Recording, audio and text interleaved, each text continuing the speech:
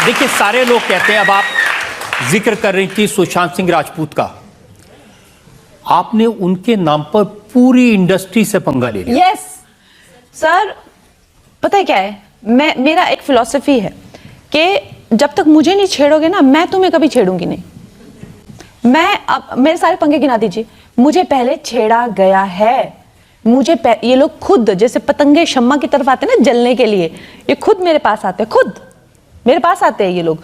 तो मैं ये कहना चाह रही हूँ कि मेरे जितने भी इन लोगों ने, आप मेरे को बताइए कि अगर इन लोगों ने मुझे टॉर्चर नहीं किया होता, अगर मुझे धमकाया नहीं होता, जेल में डालने की कोशिश नहीं की होती, लीगल केसेस नहीं किए होते, और एक दिन बैठ के वाकई में मुझे वो मोमेंट नहीं आया होता कि मैं आत्महत्या कर लेती, तो अच्छा था। और मैंने आपको ये बताया था यहाँ पे कि मुझे ऐसा भी सजेस्ट किया कि तू अब मर जाए तो अच्छा है।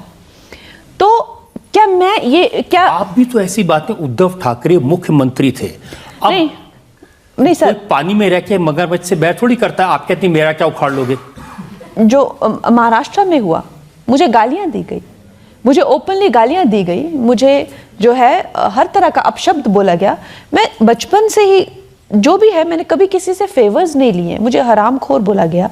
मैं जिस ईमानदारी से मैं अपनी जीवन जीती हूँ और जिस तरह से मैं मेरी जीवन शैली है, इस तरह की बातें मुझे पूरे समाज में के सामने बोली गई। आपने भी तो कहा कि मुंबई में डर लगता है, आपने कहा मुंबई पाक ऑक्युपाइड कश्मीर की तरह हो गया है। सर, लेकिन जब आप खुद सोचिए, आप मुंबई के हैं और 2 साधुओं की लिंचिंग की जाती है, सरेआम हत्या की जाती है, और आपका जो प्रशासन है, जो आपके पुलिस कमिश्नर मजाक उड़ा रहे हैं उनका, और किसी तरह का कोई एक्शन नहीं ले रहे हैं, तो आपको तो इस तरह की इनसिक्योरिटी होगी, क्योंकि हम भी ओपनली हिंदू हैं, तो हम लोगों को तो डर लगेगा। तो अगर मैंने डर लगा और मैंने ये बात कह दी, जो कि आई थिंक थोड़ा ज्यादा मैंने कह दी, तो क्या उनका ये नहीं बनता था कि कंगना आप ज्यादा बोल गए, but you are very safe in. अगर मैं कमिश्नर ऑफ पुलिस होती या मेरा प्रशासन होता, तो कोई बेटी अगर ऐसे चिंतित होती कि भाई साधुओं को पालघर में जो है सबने मिलके, क्राउड ने पत्थर से कूट से मार दिया, पुलिस वहां पे थी, हवलदार वहां पे थे, तो आपको कहना चाहिए था कि ये बेटी को ऐसा लग रहा होगा लेकिन आप सुरक्षित है। लेकिन उन्होंने क्या कहा, ये हरामखोर। और क्यों लेते हैं वो मेरे साथ ये लिबर्टीज? क्यों? क्योंकि मैं कोई फिल्मी नेपो किड नहीं हूं, क्योंकि मैं कोई राजनीति का नेपो किड नहीं हूं, इसलिए मेरे साथ मुझे जिसको देखो गाली गलौज पे आ जाता है, जिसको देखो गाली गलौज पे आ जाता है। आप भी कम नहीं है ना। आप मुख्यमंत्री उद्धव ठाकरे से ये कह रहे हैं कि मैं तुम्हारी तरह अपने बाप की नाम और वेल्थ और पावर के ऊपर नहीं रहती हूं। तो जब कोई इंसान, सर देखिए, आप ना मेरी चीजों को ना अच्छे से पेश नहीं कर रहे हैं। आई थिंक अच्छे से नहीं पेश कर रहे हैं आप। अगर कोई बंदा, आप सोचिए, अगर कोई इंसान चेयर पे, जो एक हमारा गार्डियन है, जो हमारे गार्डियन है, जो हमारा रक्षक है, और जिनका ये बनता है कि ठीक है, आपको ऐसा फील हुआ, आप मुझसे बात करिए, और वो मैच्योरिटी उनमें कहां से आती?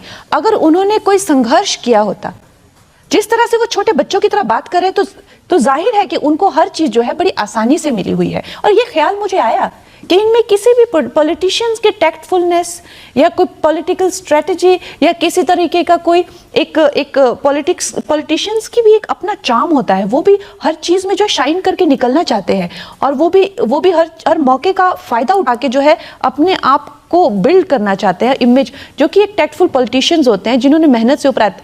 लेकिन ये तो किसी तरह के बिगड़े हुए बेटों की तरह बात कर रहे हैं, जैसे अमीर बाप के बेटे बात करते हैं। तो उनका क्या गया? नुकसान आपका हुआ ना, बना बनाया घर टूट गया। सर, मेरा वही नुकसान नहीं हुआ, मेरा और भी बहुत ज्यादा नुकसान हुआ। मेरी जो एक महिला होने के नाते इन लोगों को जो मुझे एक गाली गलोच देने की आदत पड़ गई है, वो ना कि सिर्फ महाराष्ट्र, अभी जो पंजाब में भी जिसको देखो गंदी गंदी गालियां, पुतले लेके चप्पल से मारना, एक महिला के लिए उसकी इंटेग्रिटी किसी भी उसके गहने से, पैसों से ज्यादा जरूरी होती है। और हम अपनी बेटियों को जब देखो जिसका मन करता है वो गंदी गालियां देता रहता है। तो आई थिंक इस देश को थोड़ा तो काम डाउन करना पड़ेगा। आप बेटियों को इस तरह से इतने गंदे से ट्रीट नहीं कर सकते हैं।